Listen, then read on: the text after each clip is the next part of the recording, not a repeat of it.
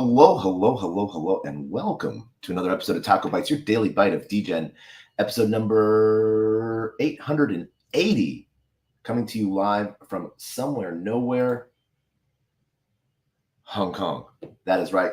It is an amazing Wednesday morning, and it is day one of Consensus and the Easy A Hackathon. I want to call yesterday day zero, and it was a blast, to say the least. I got to spend the day at a handful of different events and like little side conference pieces. I spent the majority of my day at the Hong Kong Solana Summit. There is so many cool projects building. Their big focus was around AI and SVM, around Sonic and some of the integrations with Solayer. And there was just so many cool things. Hold on one second. I have an alarm going on.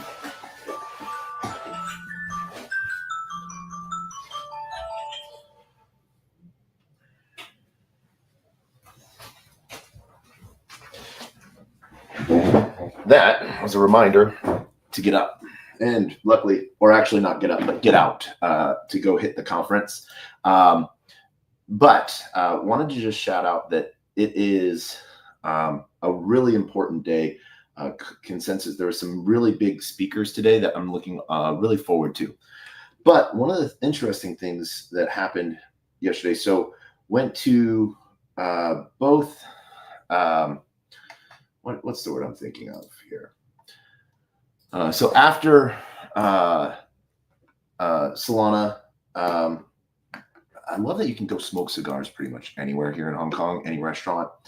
Had a cigar, had a break before going into the next conference piece, which was a Solana naming service, SNS event, which was really awesome. Got to talk to some really cool builders. Some really cool things are coming up with SNS, and I'm just freaking happy and bullish on this space so much. It is super cool. But then after that, I went to, where did I go after that? Oh yeah, went to xt.com, an exchange event, talked with some interesting people there. That was really interesting because it was a Chinese crowd. So at first, like, it was really, really hard to communicate with people other than like the basics, hellos. And then had the random idea of just straight up having conversations via translator, from like Google Translate. And then ended up having like 6 or 7 really cool conversations, really fun conversations that were just sort of slow, but really purposeful. So that was a really fun take of the night. Then I got to go over to the Degen Retardio event before going to like Astra Trader, I think is where I ended the night at. But before heading over to the Retardio Degen Retardio rave, got to run into some really cool builders that have been around for a while. So huge shout out to Brink, Bitbender, who used to be with, when I first met him, was with Gala Games, then with Gala, and now doing some really cool stuff on the infrastructure DePIN side of things. I sort of got to get some stuff off my chest with him around, the promises that Gala Games had made to my game company, what seems like a lifetime ago, almost 6 years ago. Yeah, 5 years ago. So it was a really interesting conversation because I haven't actually, we've been at the same conference, but we've literally been on different sides of it. Got to run into a bunch of different projects like while there, because I sort of stick out like a bug light. I'll call it a bug light because like people are like attracted, and web2, web3 people, I stick out like a sore thumb. One, I'm really tall. I'm really big. But also when I'm in conference or at a web3 event, or anything like that. I have a very distinct look. Obviously I wear like Web3 clothing 24/7. Some people go, clothes shopping once or twice a year.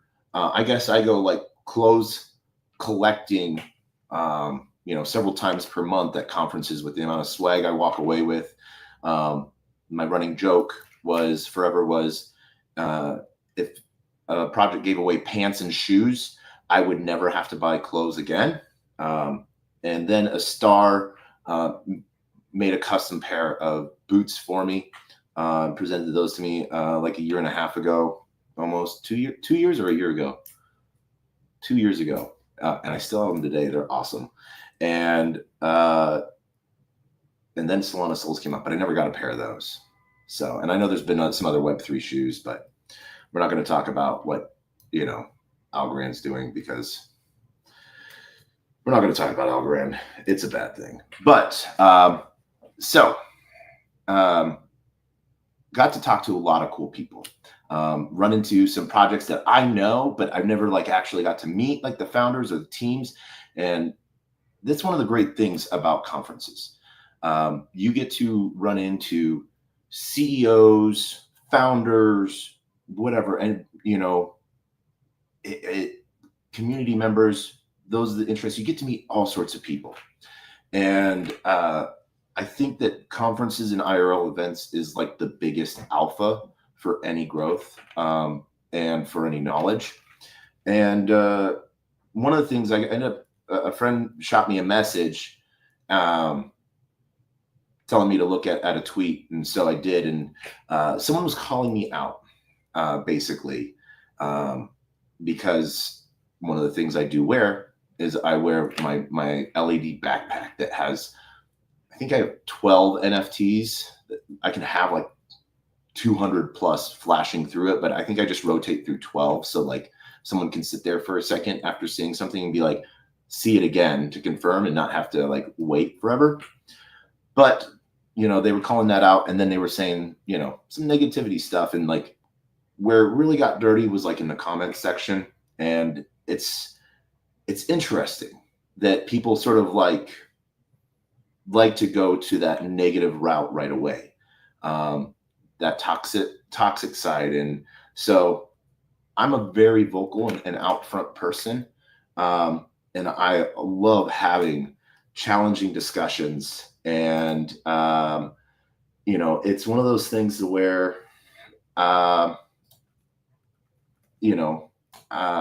rather have a conversation head on in some way, shape, or form, even if it's with someone of an opposing view. And one of the really cool things I think that I love seeing on the timeline, though I don't see it all the time, is harsh, passionate discussions. I'm not going to say arguments where you're basically yelling at someone, but I miss that. And so I'm always down for that. So the side piece to that is why I got to see a lot of toxicity pieces and stuff like that. But what was really sort of cool is, even though that this person, and I think I know who they are. So no, actually, yeah, I do. So we can talk about two-facedness another time. But the fact that not even getting tagged in it, and this person, they have a wide following. So, but the post sort of seemed to like go viral rather quickly. A lot of people felt that I was a crazy individual, especially with all of the danger and stuff like that that's been happening in life. And so, but what I started seeing in between it was people that I know, or people that know me, and that I might not know as well, but like people that I've known for a while, just start popping up, like, in like either like defense of me in some way, or like saying like, oh, you like telling the person like that, you know, taco is cool. You need to go say hi type of thing. And so one, it's and then while going through that, ended up another post like that as well, and more toxicity and stuff, and same thing, like different crowds, you know, and stuff like that. And so that's one of the really cool things with conferences is it brings builders and degens and projects and protocols from all around the world to like one central location for a short time. So you get to meet so many different people, and it's awesome. So different communities always get to intercollide, which is really cool. So another person, you know, saw it and like called it out as like a, you know, thing in the comments, you know, sort of like toxic. And, but then I started seeing like those little lights of like people just shouting out like, hey, like, sort of cool. Most of the comments on both posts were like, WTF, like, really. And then, you know, and so to me, this toxicity side of Web3, where we have to not know anything about someone and we have to pull them down or make fun of them or fucking whatever. Why I think this is a lame explanation, but why I think it's coded, you know, to just disappear eventually. It's not going to make it. And that's because what got me into Bitcoin 13 freaking years ago. I'm surprised I still have a full head of hair. And a lot of people are surprised that when I take my hat off, because I always wear my hat, that I have a full head of hair as well. But that, like, for me, the reason, you know, Bitcoin, the white paper really hit me was, and if you've heard me speak at different conferences or anything like that, or go off on this, you've heard me say this before. But for me, like, I was going through a transition in life. I was running a sports book, you know, and I got to read the white paper. Like, I was sort of like rechanging my life. Like, wasn't doing bad per se, but I just wasn't doing great or good things.